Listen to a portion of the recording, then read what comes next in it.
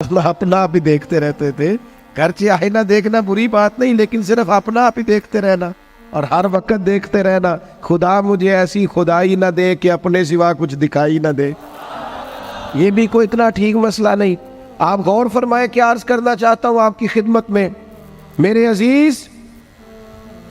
एक तो अगर मैं बड़ी समझदारी से और बड़े गौर से और बड़ी तवज्जो से आपको ये बात समझाना चाहता हूं कि अगर हुजूर से प्यार करोगे ना, तो ये जितनी दौलतों की और शोहरतों की मोहब्बत दिल में आती है, ये खुद ब खुद निकल जाएगी, खुद ब खुद निकल जाएगी, आसानी हो जाएगी, जीना आसान हो जाए।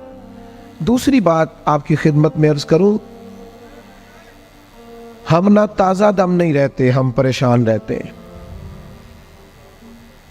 हम बोर होते हैं, हमारी तबीयतें बाज़ोकात जल्दबाजी करती हैं, हम बाज़ोकात उलझ जाते हैं, करार तलाश करते हैं।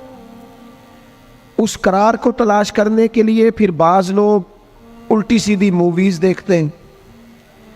बाज़ लोगों का ख्याल है कि शायद मैं कोई लतीफ़ा सुनूंगा तो मामला ठीक हो, फिर उसका नतीजा भी निकला है लतीफ़े सुनने का। अब लतीफ़े सुनाना भी इतना बड़ा काम हो गया है कि मौलवी है पगड़ी दाढ़ी वाला, लेकिन उसके नाम के नीचे लिखा फ़नी मौलवी। खुदा के बंदे, ये संजीदा स्टेज है, दीनदार लोगों का करने का काम है, आप क्या कर रहे हैं? मौलवी भी फनी होता है, 6 मानादार है कि हमारा मिजाज था हर चीज शुगल मेला, हर चीज हंसना उलझना। मेरे अजीज, हम चूंकि सुकून चाहते थे, कुछ ने इधर उधर की मूवी देख ली, कुछ ने हंस लिया, कुछ सैर को चले गए, कुछ का ख्याल था खाने खा लेंगे तो सुकून आ जाएगा। याद रखना, इन चीजों में सुकून नहीं है, इनमें तो आप उलझते जाएंगे। मजीद तो सुकून कहाँ है, करार कहाँ है? आप कभी सहाबा की जिंदगियां देखें ना, हालात जिस तरह के भी थे ना, उनको जो सुकून मिलता था वो रुखे मुस्तफ़ा से मिलता था।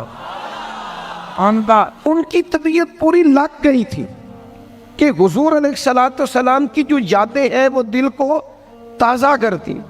उनका ख्याल था कि बाहर अगर किसी चीज़ का नाम है तो वो जिक्र मुस्तफ़ा है, याद मुस्तफ़ा है और दीदार मुस्तफ़ा है। आला हजरत मुफ्ती हैं, फतवा देते हैं। आला हजरत मुफस्सिर कुरान है, कंजुल ईमान बजाते खुद एक तफसीर है, तर्जुमा ही तफसीरी है। आला हजरत मुहद्दिस हैं, वो जब अहादीस मुबारका का हवाला देते हैं तो यूँ लगता है कि जैसे बड़ी गहरी नज़र है इनकी, रावियाने हदीस पर भी, उसूल पर भी, और हाफजा भी मजबूत है हिफ्ज़े हदीस के लिहाज। सारी चीज़ें उनके पास थी, लेकिन वो पता क्या कहते थे? कहते थे ये जो मेरा दिल चमकदार है ना, और ये जो मेरी तबीयत हल्की फुल्की है, उसकी वजह ये है कि उनकी महक ने दिल के गुंचे खिला दिए। ये मैं नहीं आपको तकरीर सुना रहा, मैं तो जज्बात का इजहार कर रहा हूं। उनकी महक ने दिल के गुंचे खिला दिए हैं। तो क्यों गुंचे खिला दिए? कहते मेरे नबी का कमाल ये है कि वो जिस राह चल दिए हैं कूचे बसा दिए। वो जिस राह भी चल दिए हैं कूचे, हुजूर पर थोड़ा गुजर जाए तो काम हो जाता है। करार, सुकून, सारे दुख मिट जाएंगे अगर दिल हुजूर से लगा लोगे। अगर मोहब्बतों का मरकज रसूल पाक को बना लोगे। आप देखें ओहद के मैदान के अंदर काफिर ने एक बड़ी अजीब साजिश की मुसलमानों को परेशान करने के लिए। और तक भाई, आप लोगों की वजह से अगर इतने लोग तकलीफ में हैं तो आपको समझ जल्दी से बैठ जाए जी, जल्दी से जी, फैसला करने में इतनी देर, अल्लाह आपको सलामत रखे, बैठ जाए जी। अब आप खड़े हैं जनाब, आप भी बैठ जाए, अल्लाह आपको बरकत अता फरमाए। अच्छा, एक बंदा महफिल में खड़ा हो जाता है मोबाइल लेके, अल्लाह उन्हें समझना चाहिए कि बाकी सारे कुल भी है मोबाइल। खुदा के बंदे, आपकी वजह से इतने लोग पीछे अगर परेशान है तो आपको समझना चाहिए उस चीज़ को। अल्लाह ताला आप सबको हंसता और मुस्कुराता रखे। नबी पाक की ज़ात से जब आपकी कामिल वाबस्तगी हो जाएगी ना, तो हुजूर की ज़ाते वाला का प्यार, और प्यार लारों वाला नहीं होना चाहिए, खाली जल से महफिल में और माए का हाथ में आया तो इश्क का दावा तगड़ा, खाली इस तरह नहीं।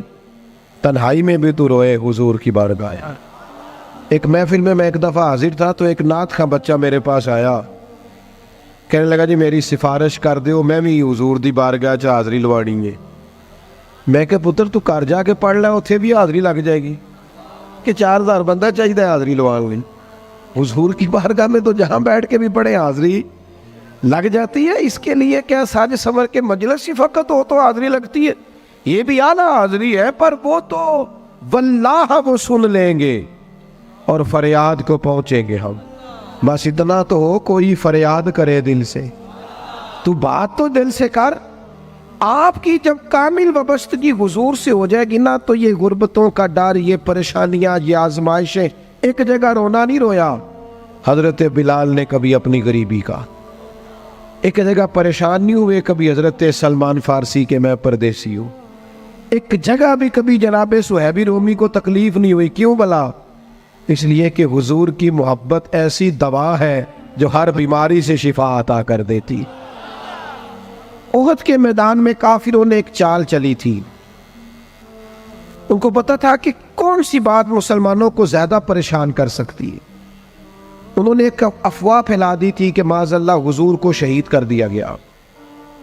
उसकी वजह से शदीद परेशान हुए सहाबा, और जंग के जो नतायज बरअक्स आए उसकी बड़ी वजह यह अफवाह भी बनी।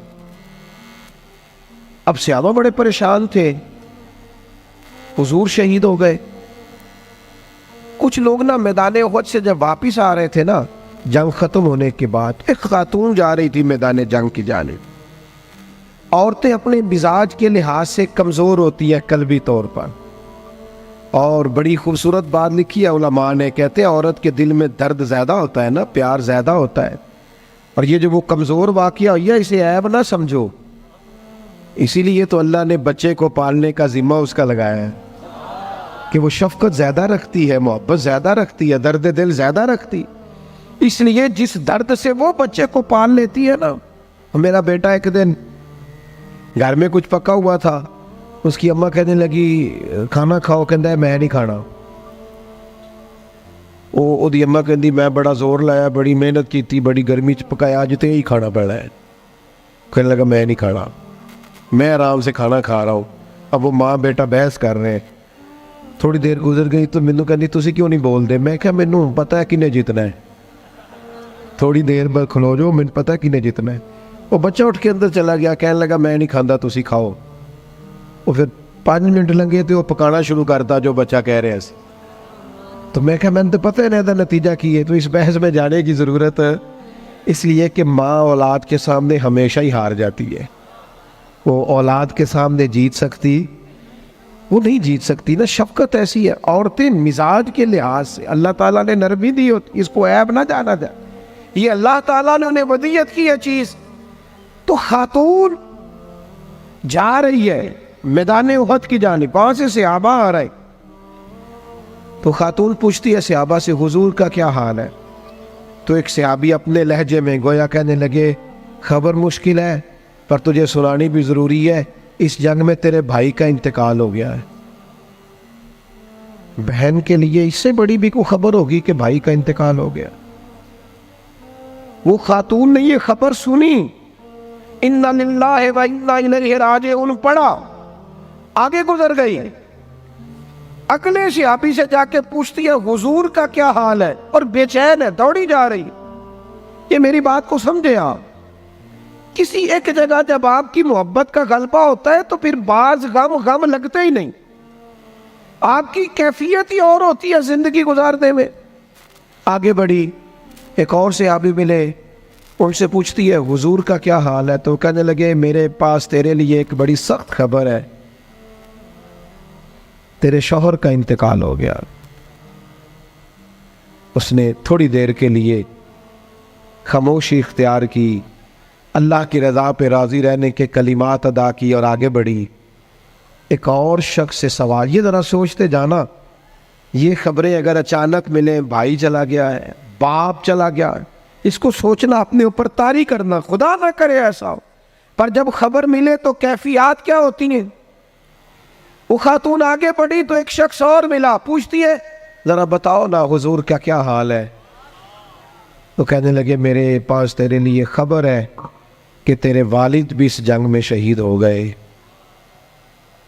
बेटियों का तो मेका ही बाप से होता है, माँ से होता है। वालिद चले गए, थोड़ी देर के लिए गर्दन झुकी, कलिमात अदा की,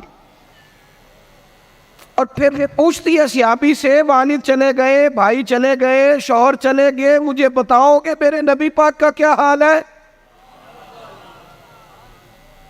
तो सियाबी कहने लगे, अल्हम्दुलिल्लाह मैं ज़ियारत करके आया हूँ, रसूल